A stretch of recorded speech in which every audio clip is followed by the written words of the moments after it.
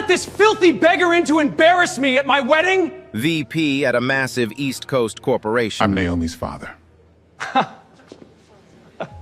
No wonder I had to teach her how to use a salad fork. Bradley looked him up and down. I came to walk my daughter down the aisle. In that suit? You dig that out of a donation bin?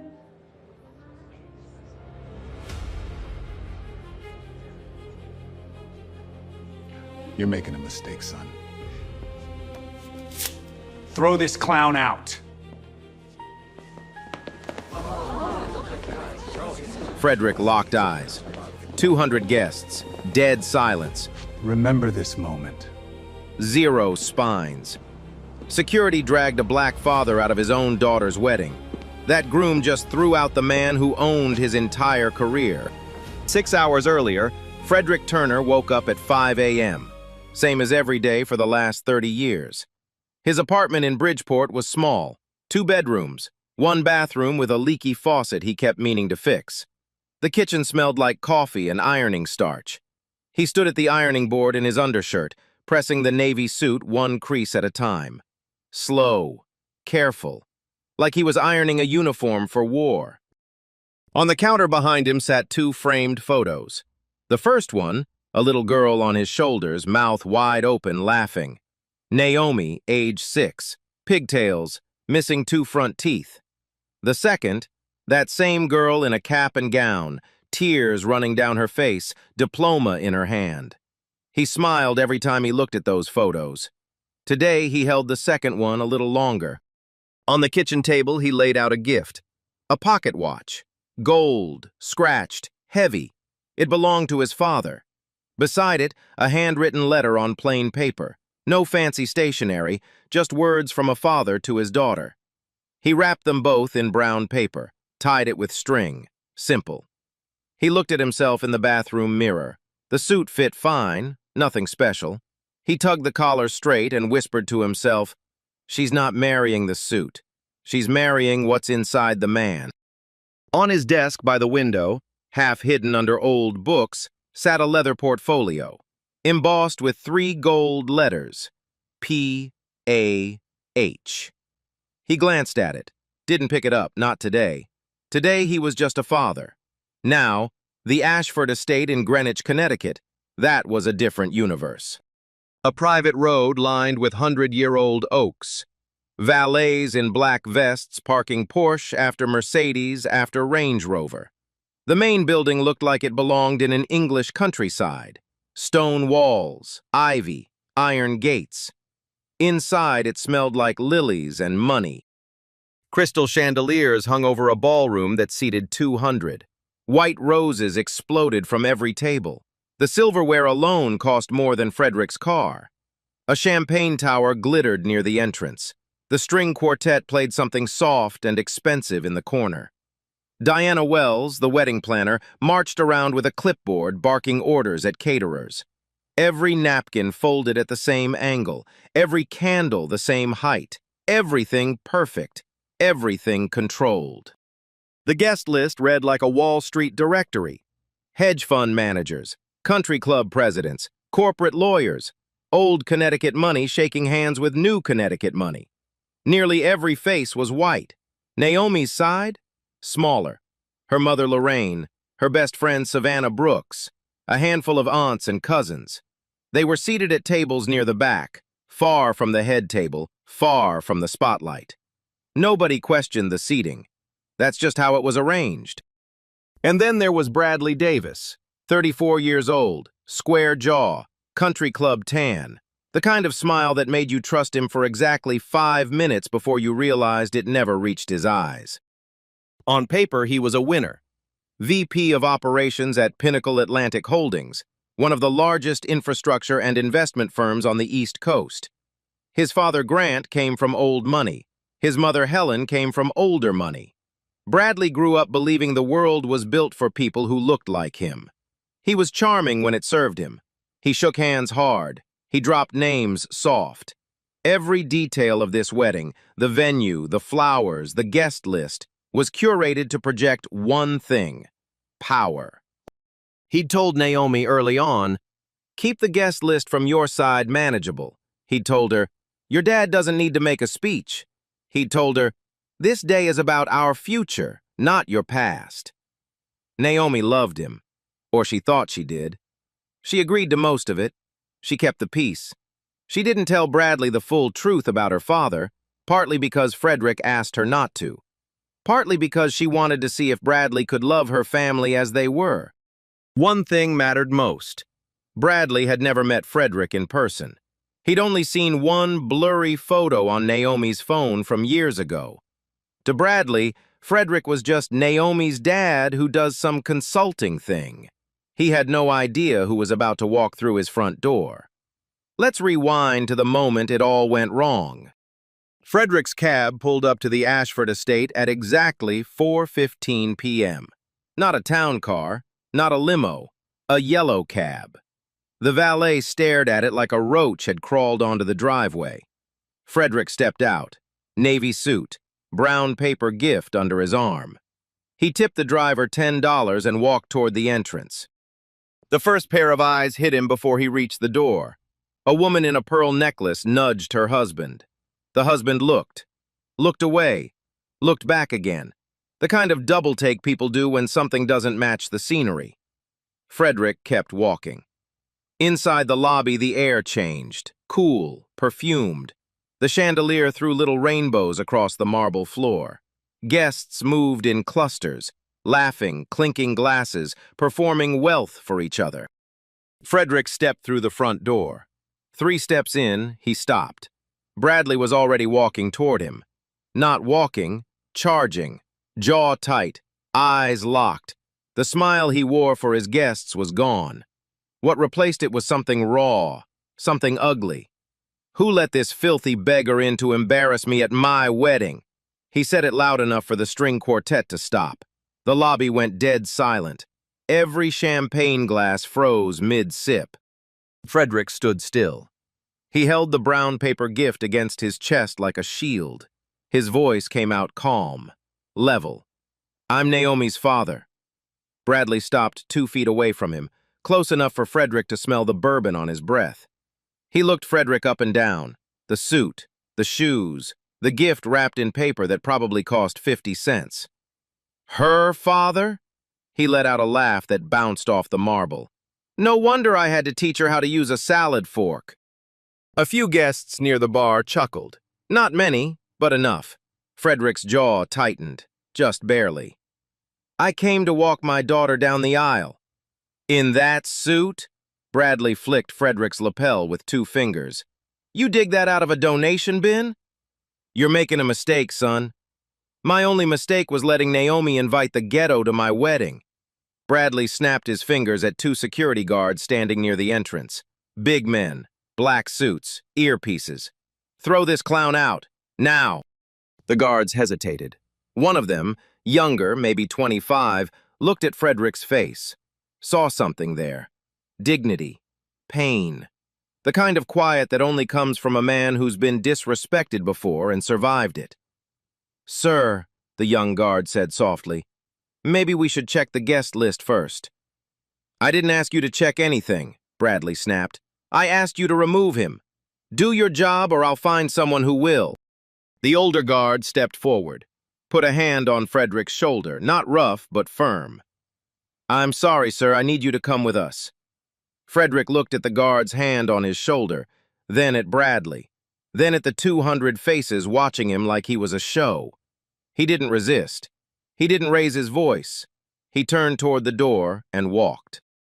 His shoes echoed on the marble, every step loud in the silence.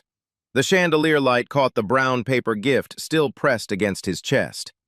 Behind him, Colton Moore, Bradley's best man, 3 bourbons deep, leaned against the bar and called out, "Yo, somebody tell the shelter they lost one!" Laughter. Not a lot, but it was there. Frederick pushed through the heavy oak doors. They closed behind him with a sound like a coffin lid. He was gone. The string quartet started playing again, like nothing happened. Upstairs, Naomi was standing in front of a mirror. Her wedding dress was ivory silk, strapless, a cathedral train pooling behind her like spilled cream. Her hair was pinned up with baby's breath woven through. She looked like a painting. Savannah Brooks, her maid of honor, was fixing a loose pin near the veil when her phone buzzed. She glanced at it. Her hands froze. She read the text, then read it again. Naomi? Your dad just got thrown out. Naomi turned from the mirror. What? Bradley had security remove him, just now, in front of everyone. The color drained from Naomi's face. Her fingers gripped the edge of the vanity. The knuckles went white. That's not... He wouldn't... Girl, he did. One of my cousins just texted me, said Bradley called him a beggar. In the lobby, in front of 200 people. Naomi's chest rose and fell. Once, twice, 3 times. Then she grabbed the front of her dress with both fists and ran. She came down the main staircase like a storm in ivory silk. Guests at the bottom scattered. Champagne sloshed. Someone dropped a plate. She found Bradley in the lobby. He was straightening his cufflinks, smiling, like he'd just taken out the trash and was proud of it. Bradley. He turned, saw her face. His smile dimmed, but didn't disappear. Babe, you look amazing. Why are you down here? The ceremony's in... You threw out my father? The lobby went quiet again. Second time in 10 minutes. Guests who had just started pretending everything was normal froze mid-conversation. Bradley stepped closer, lowered his voice. Babe, relax. He showed up looking like a janitor. I'm protecting our image here. You'll thank me later. Thank you? Naomi's voice cracked. He's my dad, Bradley. And this is my wedding. Bradley straightened up. Do the math, Naomi. $300,000. The Whitmore partners are here. My parents' entire circle is here. And your father shows up in a $40 suit looking like he came straight from a bus stop? No, I'm not having that. Naomi stared at him. Her lips trembled. Not from sadness, from something deeper. You don't even know who he is. Bradley rolled his eyes. I know enough. He's a guy who couldn't afford a decent outfit for his own daughter's wedding. That tells me everything. Naomi shook her head slowly. No, Bradley, it doesn't tell you anything. Not one thing. She turned and walked toward the front door. Bradley called after her. Naomi! Naomi! Don't make a scene! She didn't stop. Outside, the sun was dropping low. Golden light spilled across the stone courtyard. Frederick sat on a bench near the oak trees, the brown paper gift resting on his lap. He wasn't crying. He wasn't shaking. He was still. The kind of still that scared people who didn't understand it. Naomi burst through the doors. She saw him on the bench and her whole body crumbled. She ran to him, wedding dress dragging across the gravel, and threw her arms around his neck. Daddy, I'm so sorry. I'm so sorry. Frederick held her. One hand on the back of her head, the other around her shoulders. He closed his eyes. Baby girl, it's okay. It's not okay. I know. He pulled back, looked at her face, wiped a tear with his thumb. I know it's not. They sat there for a moment, father and daughter, on a stone bench, outside a wedding that cost more than most people's houses. Then Frederick pulled out his phone.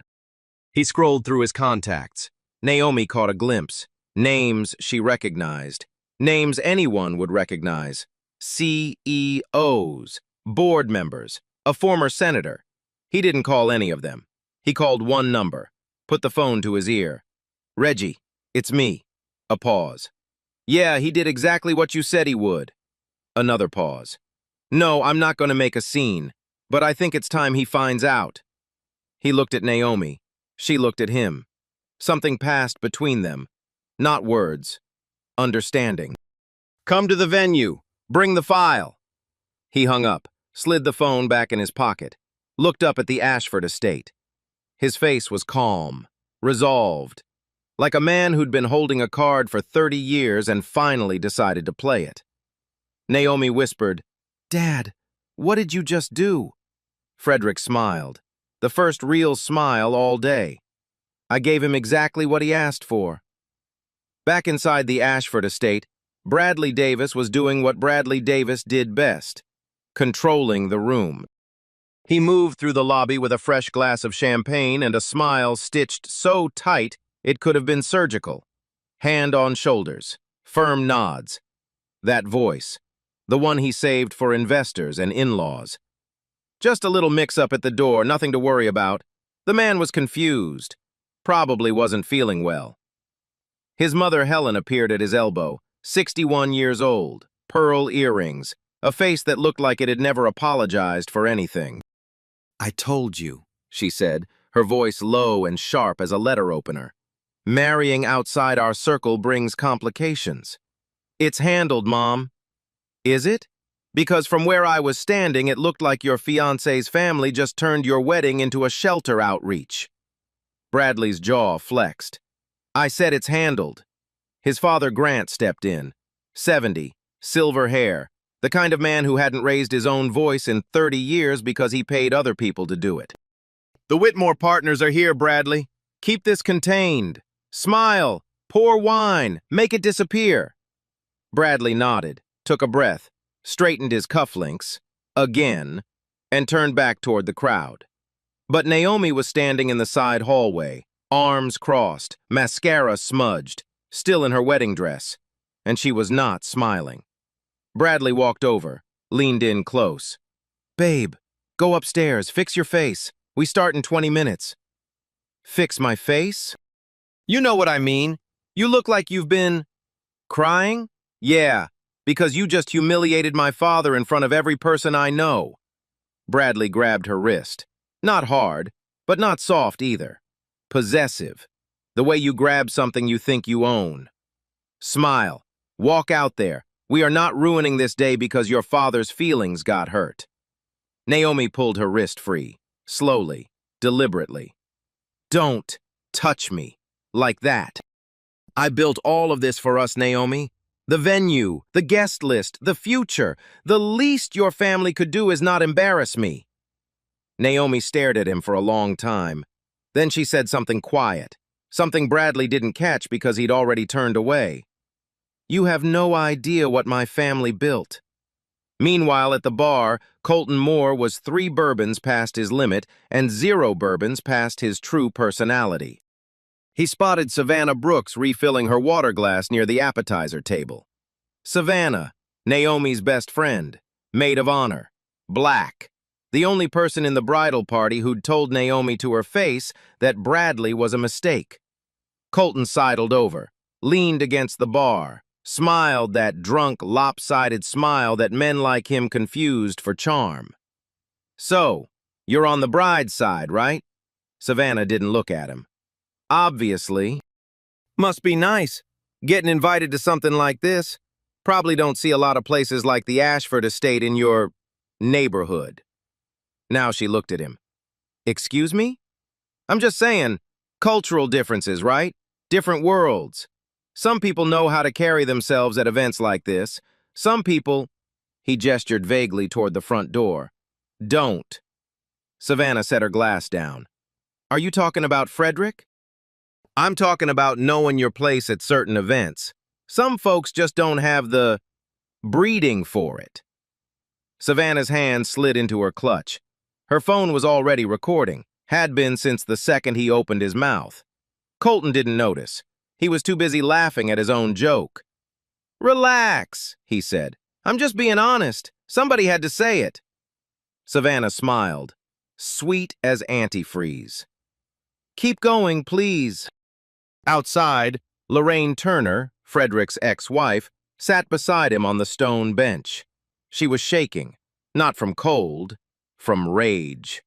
I told Naomi, Lorraine said. I told her that boy was rotten, all money and no soul. Frederick stared at the oak trees. It's not about the money, Lorraine. It never was. Then what is it about? Because from where I'm sitting, that man just threw you out like garbage because of the color of your skin and the price of your suit. Frederick was quiet for a moment, then, it's about what people show you when they think you can't do anything to them. Lorraine wiped her eyes. So what now? Now we wait. And here's the part of the story that changes everything. See, Frederick Turner didn't just work in consulting. That was the word he used because it was easy, because it didn't invite questions. The truth? 28 years ago, Frederick Turner started a logistics company in his garage. One truck, one contract, 16-hour days. He drove the routes himself for the first 3 years, slept in the cab, ate gas station sandwiches, built the thing with his bare hands, and a stubbornness that bordered on insanity.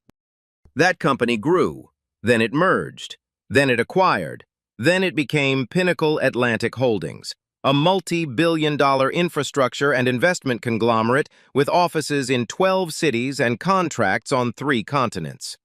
Frederick was the founder, the majority shareholder, the chairman of the board. 10 years ago, he stepped back, quietly. No press conference, no farewell tour. He installed his most trusted partner, Reginald Simmons, as CFO and handed the day-to-day to a board of directors. He moved back to Bridgeport, kept the small apartment, drove a 10-year-old sedan, lived like a man who had nothing to prove. Why? Because he didn't want Naomi to grow up in a bubble. He didn't want her defined by a net worth. He wanted her to be loved for who she was, not what her father owned. The company's ownership was held through the Turner Family Trust. The founder's name was buried in legal filings that nobody at the VP level would ever read. Which brings us to Bradley Davis. Bradley was hired at Pinnacle Atlantic 3 years ago. He climbed fast, not because he was brilliant, but because he was loud, confident, and connected. He knew the CFO's name, he knew the board members, he knew the stock price. But he had never, not once, met the founder. Didn't even know the founder's name, didn't care to ask. To Bradley, the company was a brand, a paycheck, a stepping stone. His salary, his stock options, his bonus, his corner office, the $300,000 wedding. All of it, every single dollar, flowed from the man he'd just thrown onto a stone bench outside. The irony wasn't just thick, it was suffocating. A black Lincoln Town car turned onto the private drive at 5:45 p.m. It rolled past the Porsches and Range Rovers and parked at the end of the row. The engine cut. Reginald Simmons stepped out. 6'2", custom 3-piece suit, charcoal with a window pane check, silver cufflinks, shoes that reflected the sunset. He moved like a man who'd walked into 1,000 rooms and owned every single one. Under his arm, a leather portfolio. In his hand, a manila envelope. He found Frederick on the bench, sat down beside him. No greeting, no small talk. He opened the envelope. Inside, Bradley's employee performance reviews, mediocre at best. 3 internal complaints from employees of color flagged against him for discriminatory behavior.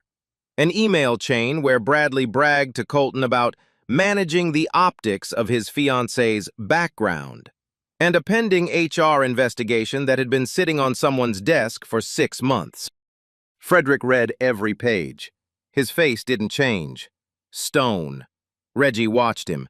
Then, say the word. Frederick closed the folder, looked up at the building where 200 people were drinking champagne paid for with his money. Not yet. Let him put the shovel down first. A pause. He's still digging.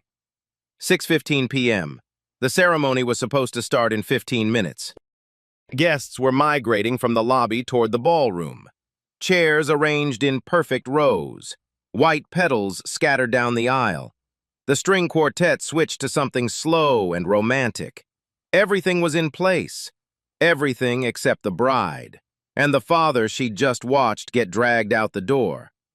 Bradley stood at the altar adjusting his boutonniere for the 3rd time. He leaned toward Colton. "Where the hell is Naomi?" "Probably fixing her makeup. Chill, bro. She'll show." Bradley checked his watch, scanned the room, smiled at the Whitmore partners in the 2nd row, nodded at his mother, kept the performance going.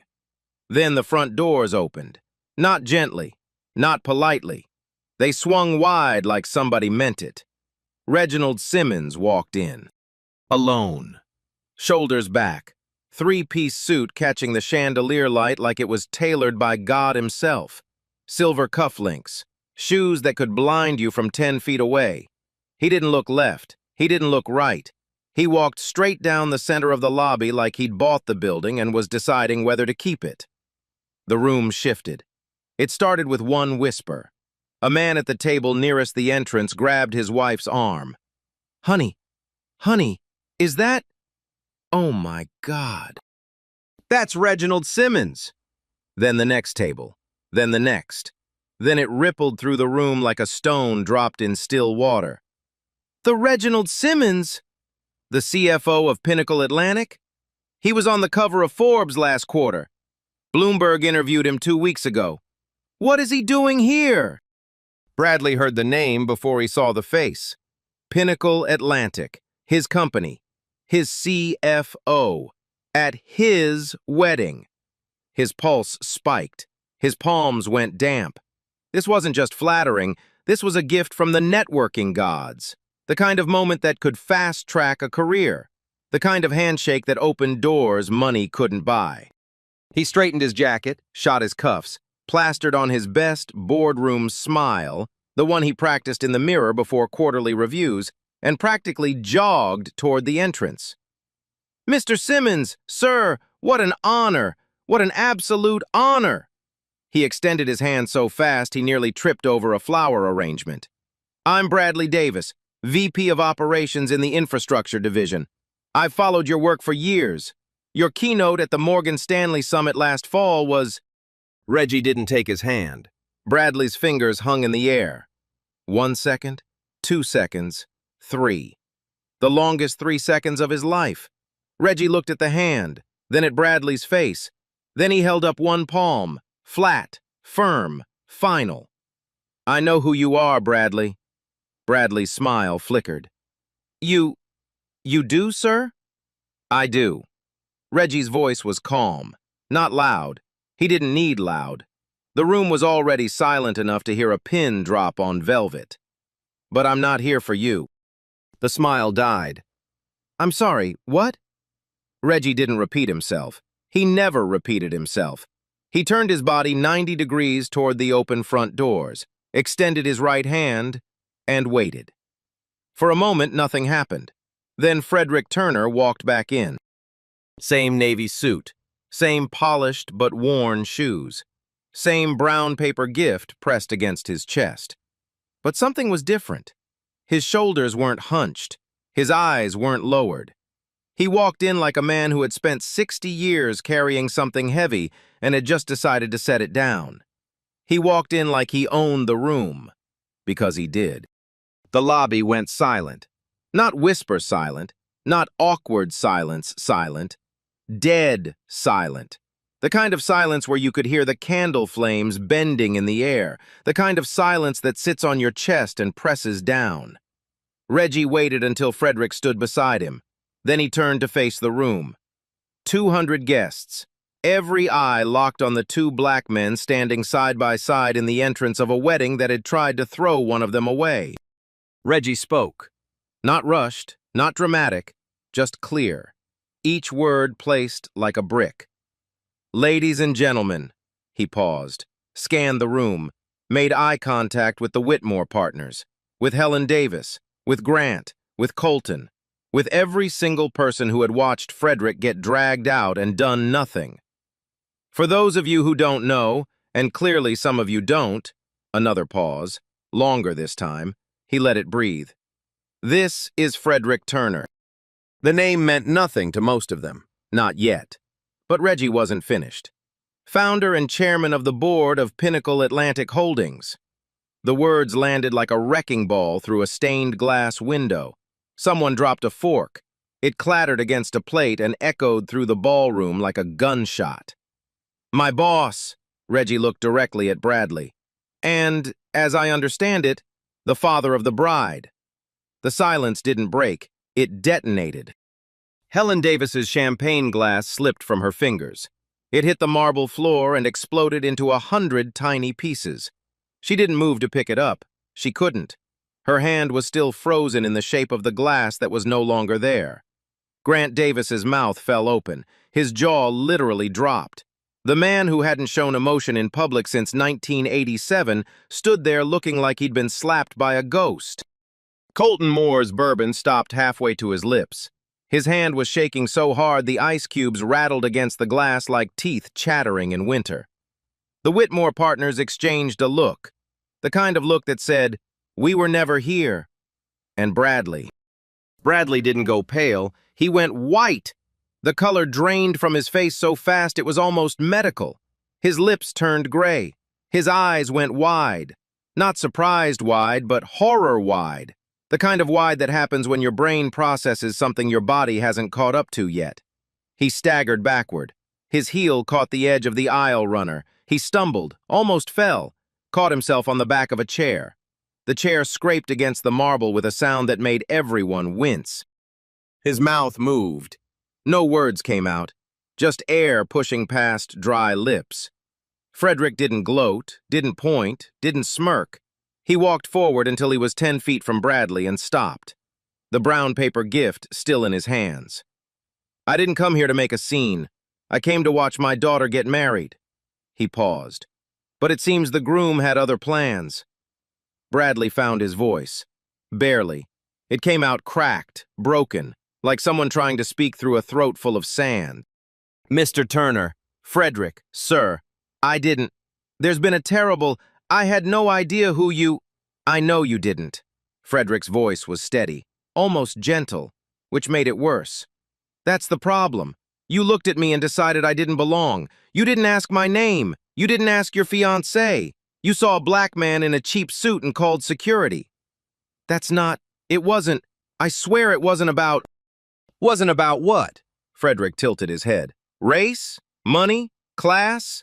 He took one step closer. "Then tell me, Bradley, what was it about?" Bradley opened his mouth, closed it, opened it again.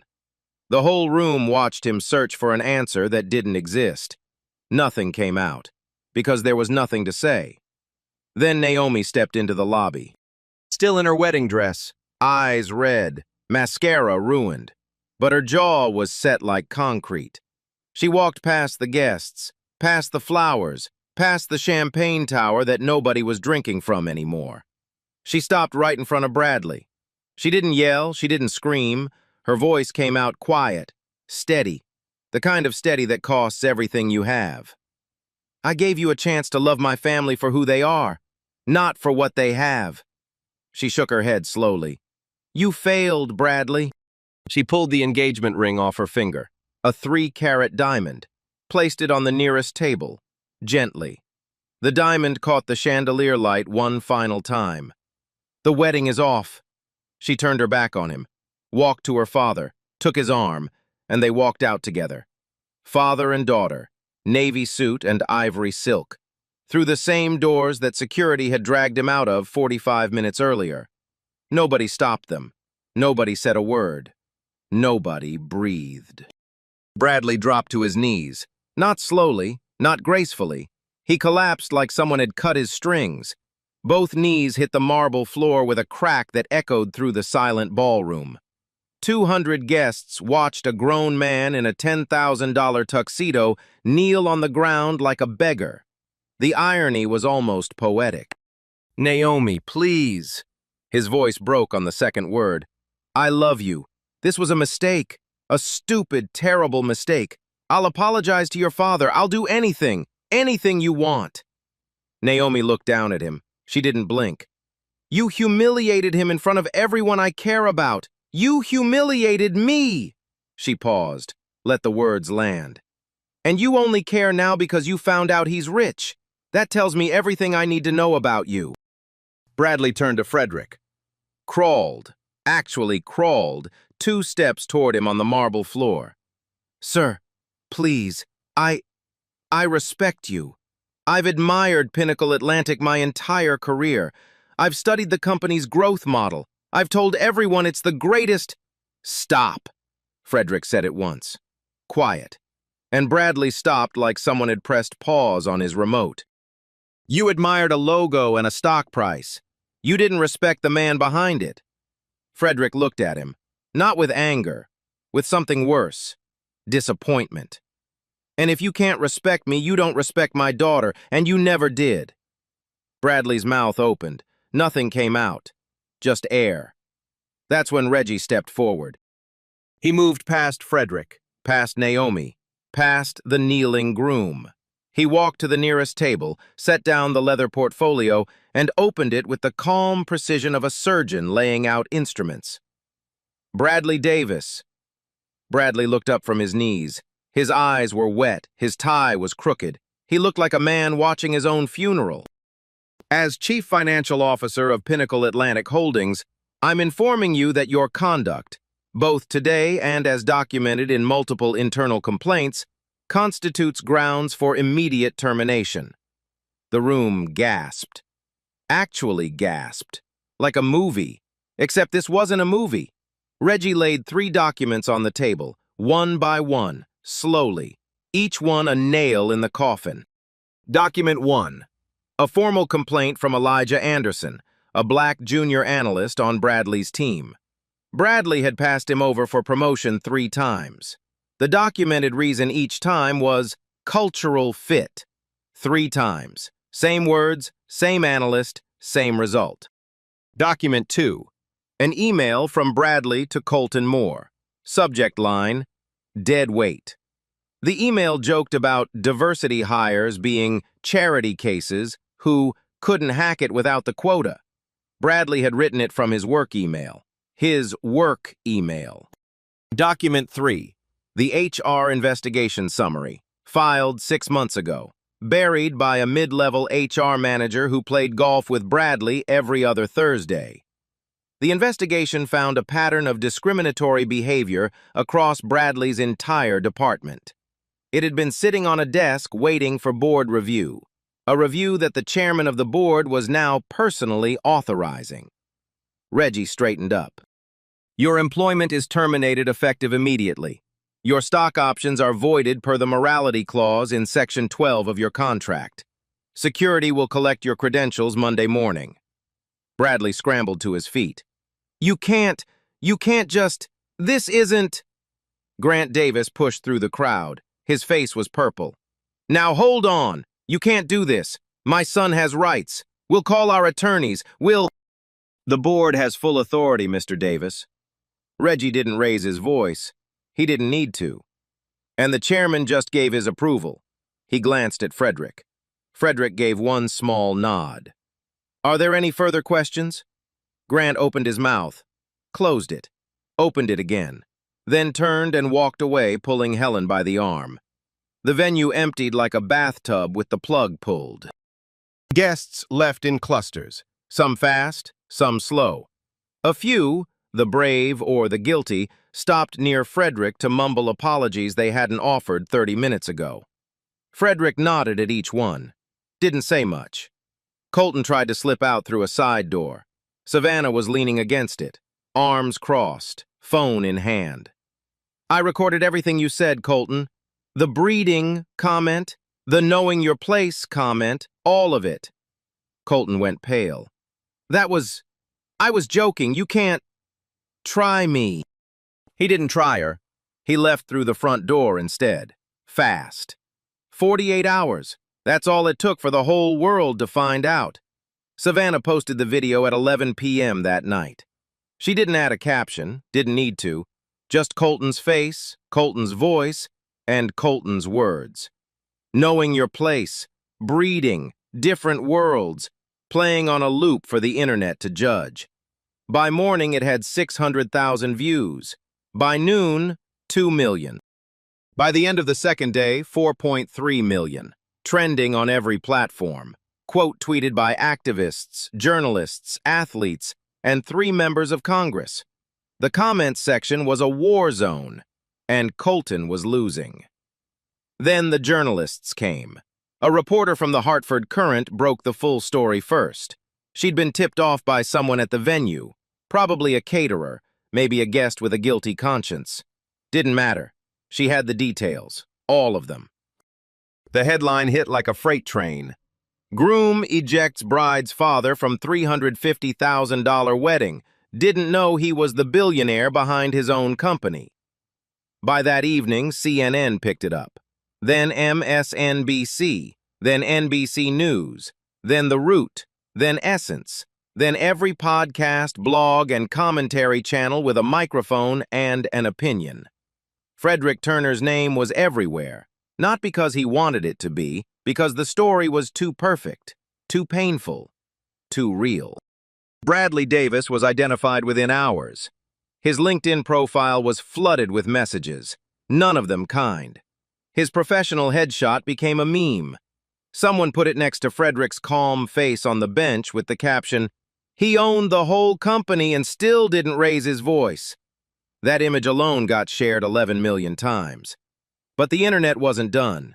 It never is. Someone dug up Bradley's old college social media posts. Fraternity photos with Confederate flag decorations at a party. A tweet from 2014. "Diversity is just corporate code for lowering the bar." A comment on a friend's post about affirmative action. "If they want equality, they should earn it like the rest of us." One by one, the receipts stacked up. And the picture they painted wasn't a man who made one mistake at a wedding. It was a man who'd been this way his entire life. Inside Pinnacle Atlantic Holdings, things moved fast. The board convened an emergency session the Monday after the wedding. Frederick attended, his first board meeting in 3 years. He sat at the head of the table. Didn't say much. Didn't need to. His presence alone said everything. They hired outside counsel, a firm specializing in workplace discrimination, to conduct a full internal investigation of Bradley's department. The findings came back in 2 weeks. They were worse than anyone expected. 3 additional employees of color, 2 black, 1 Latino, had been denied promotions or raises under Bradley's direct supervision. Each time the justification was vague. Not the right fit, needs more seasoning, doesn't align with team culture. Different words, same meaning. A hostile work environment complaint had been filed 6 months earlier by a junior associate named Elijah Anderson, the same analyst from the HR file. The complaint detailed repeated microaggressions, exclusion from key meetings, and one incident where Bradley referred to him as "our little quota project" during a team dinner. The complaint had been buried by a mid-level HR manager, the same one who played golf with Bradley on Thursdays. That HR manager was terminated the same week. But it didn't stop there. The investigation uncovered something else, something Bradley probably thought no one would ever find. He'd been inflating his department's performance metrics for 18 months, adjusting numbers, padding reports, skewing data to justify his quarterly bonus. Not by a little, by a lot. Enough to trigger a fraud review. Pinnacle Atlantic's legal team referred the matter to federal regulators. Elijah Anderson filed his lawsuit on a Wednesday morning. Federal Court. Title VII of the Civil Rights Act. Employment discrimination based on race. The complaint was 42 pages long and read like a horror novel about what it's like to be black in a department run by a man who thinks diversity is a joke. Pinnacle Atlantic didn't fight it. They cooperated fully, settled with Elijah for an undisclosed amount, significant enough that his attorney called it life-changing in a press interview. The company also issued a public commitment to restructure its internal reporting process, hire an independent ombudsman, and establish a zero-tolerance policy for discriminatory conduct at every level. Frederick insisted on that last part personally. Grant Davis tried to make it all go away. He called in favors, old friends from the club, a state senator he'd donated to for 15 years, a media consultant who specialized in reputation management. None of it worked.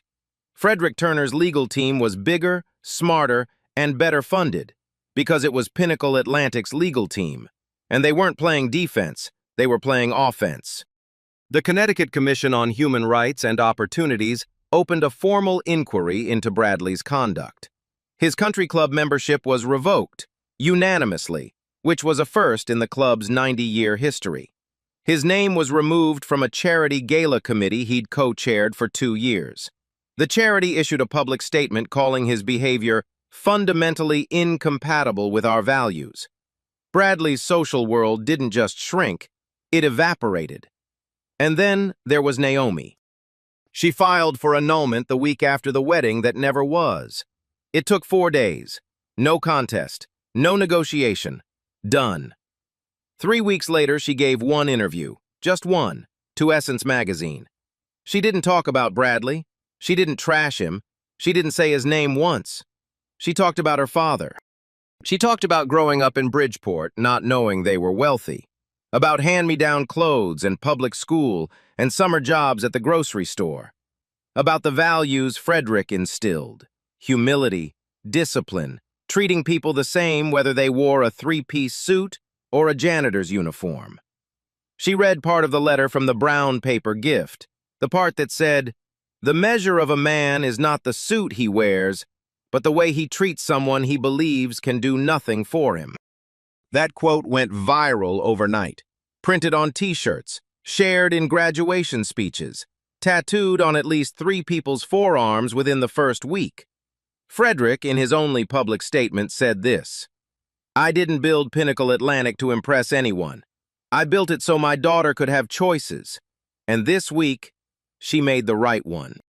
The next day, the board announced a new initiative, the Turner Foundation Fellowship, a scholarship and mentorship program for first-generation professionals of color entering corporate America. The first class had 200 applicants in 72 hours. Justice wasn't just served, it was built into the foundation, literally. So where are they now? Frederick Turner moved back into his apartment in Bridgeport. Same 2 bedrooms, same leaky faucet. He still irons his own suits on Sunday mornings, still drives the same 10-year-old sedan, still eats breakfast at the same diner on Main Street where the waitress calls him honey and doesn't know his net worth. But a few things changed. He started attending Pinnacle Atlantic board meetings again, once a month, in person. He sits at the head of the table, same navy suit, same quiet voice. But now everyone in that room knows exactly who he is, and more importantly, they know what he stands for. He got invited to speak at Harvard Business School, then Wharton, then Howard. His topic every time, "The suit doesn't make the man." He tells the same story, the wedding, the bench, the brown paper gift. And every time, the room goes silent in the same place. And every time someone in the audience cries. He doesn't charge a speaking fee. He never has. Naomi Turner moved back to Connecticut, took a small apartment 20 minutes from her father. She went back to her career in nonprofit education consulting, building literacy programs for underserved schools across the state. She's not dating anyone. She says she's not ready. She says she's learning the difference between being loved and being collected. She carries the pocket watch everywhere, in her purse, every day. She says it reminds her that real value doesn't have a price tag. She and Frederick have dinner together every Thursday. Same diner, same booth, same waitress. Some weeks they talk for hours. Some weeks they just sit together and that's enough. Reginald Simmons was named CFO of the Year by Black Enterprise magazine. His handling of the crisis, the termination, the investigation, the foundation launch, became a case study at 3 different MBA programs. When a reporter asked him what it was like to walk into that wedding, he smiled and said, "I've walked into boardrooms where people underestimated me my whole career. That wedding was no different, except this time, the look on the man's face was worth the trip." Elijah Anderson got his promotion. Finally, senior analyst, corner office, first recipient of the Turner Foundation Fellowship Mentorship Track. He mentors 2 junior analysts now, both black, both first-generation professionals. He said in an interview, "Frederick Turner didn't just fight for me, he built a system so the next person doesn't have to fight alone." Bradley Davis is unemployable. Every Google search of his name brings up the same articles, the same headlines, the same meme of his face next to Frederick's. He moved to a different state, sold the condo, filed for bankruptcy after the lawsuit settlements drained what was left of his savings. No public statement, no apology, not one word. His father, Grant, stopped returning calls from old friends.